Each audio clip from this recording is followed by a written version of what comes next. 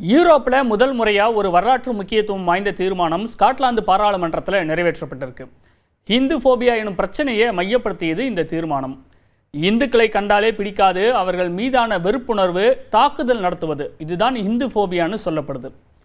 America, Canada உள்ளிட்ட உலகம் முழுவதும் பல நாடுகளில் அண்மை காலமாக இந்துக்களுக்கு எதிரான தொடர் தாக்குதல்கள் அதிகரித்து வருவதாக புள்ளி விவரங்கள் சொல்லுது.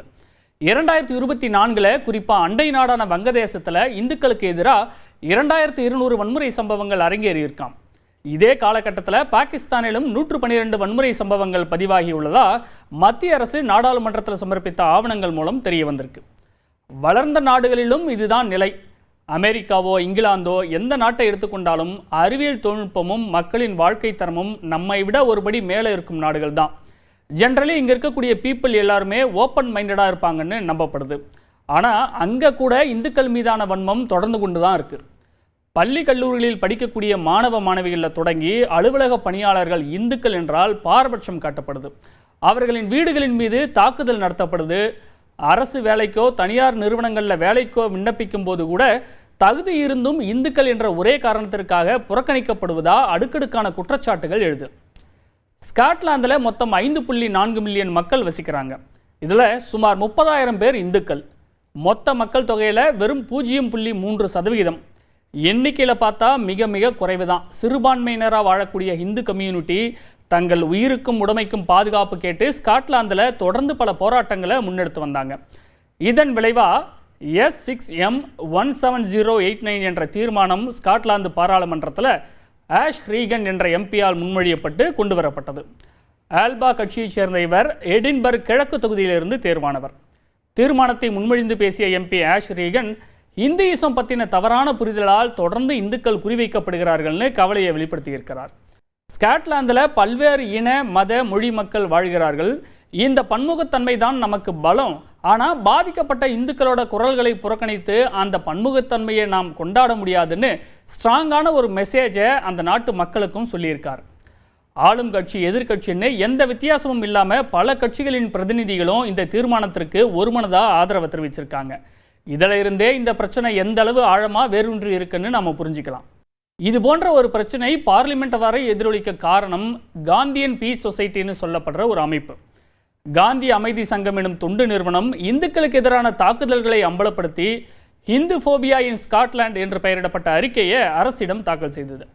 ஸ்காட்லாந்தில் இந்துக்கள் எதிர்கொண்டு வரக்கூடிய சிக்கல்கள் பற்றி துருவகுமார், நெயில் லால், சுகி பைன்ஸ், அனுரஞ்சன் ஜா, அஜித் திரிவேதி ஆகிய 5 பேர் இணைந்து தயாரித்த முதல் விரிவான ஆய்வறிக்கை இது. இந்த அறிக்கையை தயார் செய்தவர்கள் இதன் இலக்கு என்னன்னு சொல்கிறாங்க. அவர்களுடைய வார்த்தை இதுதான், அதை அப்படியே கேளுங்க. அகிம்சையையும் சகிப்புத்தன்மையையும் காந்தி நமக்கு கற்றுத்தந்தார். ஒவ்வொரு குடிமகனும் எந்த அச்சமும் இல்லாமல் தன்னுடைய மத நம்பிக்கையை பின்பற்றலாம். இது பிரிவினை பற்றியதல்ல, ஒற்றுமையை பற்றியது. இந்து ஃபோபியாவை அடையாளப்படுத்துவதன் மூலமாக எல்லா சமூகங்களுக்கும் இடையில் அது ஒரு பாலமாக அமையும்னு பிரச்சனையின் தீவிரத்தை ஆணித்தரமாக சொல்லியிருக்காங்க. ஜனவரி 23 தாக்கல் செய்யப்பட்ட இந்த அறிக்கையில் இந்துக்கள் மீதான காழ்ப்புணர்ச்சி, தாக்குதல் மற்றும் துன்புறுத்தல் தொடர்பான வழக்குகளும் ஆவணப்படுத்தப்பட்டிருக்கு. குறிப்பாக ஸ்காட்லாந்தோட 4வது பெரிய நகரமான டண்டியில் இந்து கோயில் இடிக்கப்பட்டது பற்றியும், 2021 கிளாஸ்கோவில் முகமூடி அணிந்த மர்ம நபர்களால் இந்து குடும்பத்தினரோட வீடு கற்களால் தாக்கப்பட்ட சம்பவம் பற்றியும் இந்த அறிக்கையில் விரிவாக குறிப்பிடப்பட்டிருக்கு. எடின்பர்கில் செவிலியராக வேலை பார்த்து வந்த பெண் ஒருவருக்கு இந்து என்ற காரணத்திற்காக பதவி உயர்வு மறுக்கப்பட்டதாகவும், நெற்றியில் வைத்திருந்த குங்குமத்தை அழிக்கவும் கைகளில் போட்டிருந்த வளையலை அகற்றவும் நிர்பந்திக்கப்பட்டதான சம்பவங்கள் பற்றியும் அந்த அறிக்கையில் பதிவாகியிருக்கு. கவ் யூரின் குடிப்பவர்கள், பிசாசுகளை வணங்குபவர்கள்னு இந்துக்கள் எப்படியெல்லாம் இழிவுபடுத்தப்படுறாங்கன்னு சில உதாரணங்களும் கொடுக்கப்பட்டிருக்கு. தங்களோட உறவினர்கள் யாராவது இந்து குடும்பத்தைச் சேர்ந்தவர்களை திருமணம் பண்ணிக்கிட்டா தங்களால் மகிழ்ச்சியாக இருக்க முடியலன்னு 16% ஸ்காட்டிஷ் பீப்புளோட எண்ணமாக இருக்கிறதாகவும் அந்த அறிக்கை சுட்டி காட்டுது. இந்த வெறுப்பு மற்றும் அதனால் இனிவரும் காலங்களில் ஏற்பட போகிற விளைவுகளை எதிர்த்து போராட உடனடியாக கூட்டு நடவடிக்கை எடுக்க வேண்டியதன் அவசர தேவையையும் இந்த அறிக்கை கோடிட்டு காட்டியிருக்கு. ஸ்காட்லாந்து மற்றும் இங்கிலாந்து இந்திய கவுன்சில் தலைவரான லால் இந்த தீர்மானத்தை வரவேற்றிருக்கார். வழிபாட்டு தலங்கள் சேதப்படுத்தப்படும் போதோ அல்லது குடும்பங்கள் அவதூறுகளை சந்திக்கும் போதோ அது இந்துக்களை மட்டும் தாக்குவதா அர்த்தம் இல்லை, ஸ்காட்லாந்தின் சகிப்புத்தன்மை மீதான தாக்குதல்னு அவர் வேதனையை வெளிப்படுத்தியிருக்கார். ஸ்காட்லாந்து மட்டும் இல்லாமல் உலகம் முழுக்கவே பல நாடுகளில் இந்துக்கள் மீதான தாக்குதல் அண்மை காலமாக தொடர்ந்து அதிகரிச்சுக்கிட்டே வருது. யூகேல இந்து கோயில்கள் இடிக்கப்பட்டிருக்கு. இந்துக்களை இழிவுபடுத்தும் நடவடிக்கைகள் தொடர்ந்து நடந்துகிட்டு இருக்கு. பிரிட்டனோட ஃபர்ஸ்ட் ஹிந்து பிஎம் ரிஷி சுனக்கும் இதிலிருந்து தப்பலை. கனடா, ஆஸ்திரேலியாவிலையும் இந்து கோயில்கள் இடிக்கப்பட்டிருக்கு. பணியிடங்களில் பாரபட்சத்துடன் நடத்தப்படுகிறார்கள் பணியாளர்கள். அமெரிக்காவில் அரசியல் பொதுக்கூட்டங்கள்லையும் கல்வி நிறுவனங்களிலும் கூட இந்துக்களுக்கு தொல்லை தரும் செயல்கள் தொடர்ந்து நடந்துகிட்டு இருக்கு. கடந்த மார்ச் மாதம் கூட கலிபோர்னியாவில் இந்து கோயில் ஒன்று இடிக்கப்பட்ட சம்பவம் அரங்கேறியிருக்கு. இது போன்ற காரணங்களால் ஸ்காட்லாந்து பாராளுமன்றத்தில் நிறைவேற்றப்பட்டிருக்கக்கூடிய இந்த தீர்மானம் வரவேற்கத்தக்கதுன்னு பல நாடுகளிலும் வாழக்கூடிய இந்துக்கள் சொல்கிறாங்க. அமெரிக்காவில் பல ஆண்டுகளாக கோரிக்கைகள் வலுத்து வந்ததால் முதல் மாகாணமாக ஜார்ஜியாவில் இந்துக்களுக்கு எதிரான தாக்குதலை குற்றமாக அறிவிக்கும் சட்ட மசோதாவை அறிமுகப்படுத்தியிருக்காங்க. மேற்கத்திய நாடுகள் இப்போ தான் கொஞ்சம் கொஞ்சமாக விழிச்சுக்கிட்டு இருக்காங்க. அதே நேரம் இதெல்லாம் வெறும் தீர்மானமும் மசோதாவும் தான். அரசின் கொள்கையாகவோ இல்லை சட்டமாகவோ ஏற்றப்பட்டால்தான் முழுமையான பலனை கொடுக்கும்னு சட்ட வல்லுநர்கள் சொல்கிறாங்க. இருந்தாலும் இந்துக்களுக்கு எதிரான தாக்குதலை கண்டிக்கும் தீர்மானத்தை நிறைவேற்றி இருப்பதன் மூலமாக ஸ்காட்லாந்து உலகின் மற்ற நாடுகளுக்கு வழிகாட்டியாக முன்மாதிரியாகவும் மாறியிருப்பது குறிப்பிடத்தக்கது.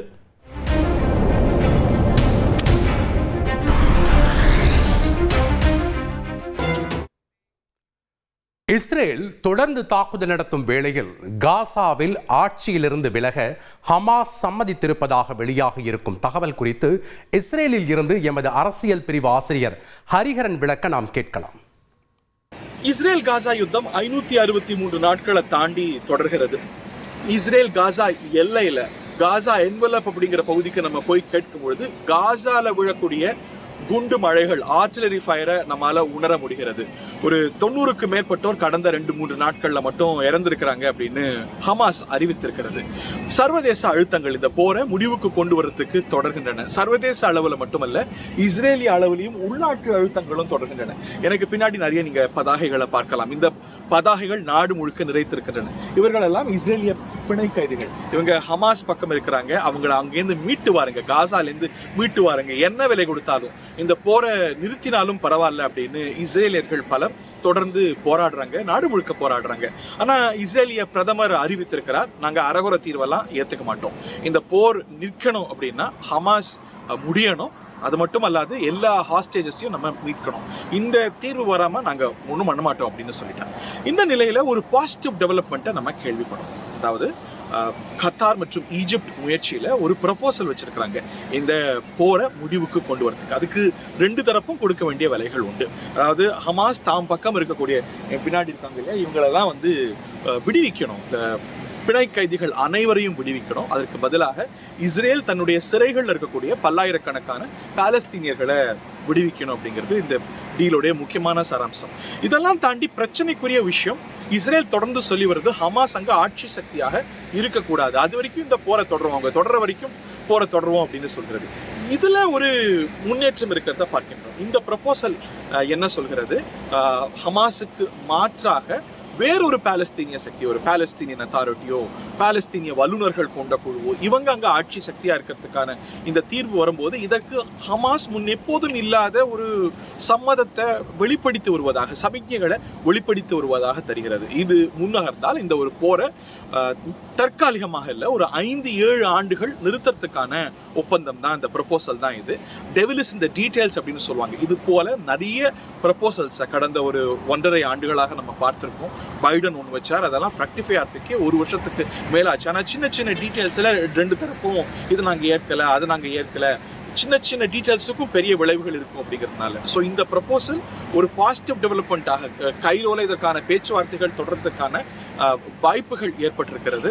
இந்த ப்ரப்போசல் முன்னே போகுமா, போர் நிற்குமா, இல்ல முன்பு போல இது தடைப்படுமா அப்படிங்கறத நம்ம பொறுத்திருந்து பார்க்கணும். அலாவுதீன் நாட்டை காப்பாற்ற போராடும் சாமானிய இளைஞனின் சுவாரஸ்ய கதை தினமும் இரவு 8 மணிக்கு.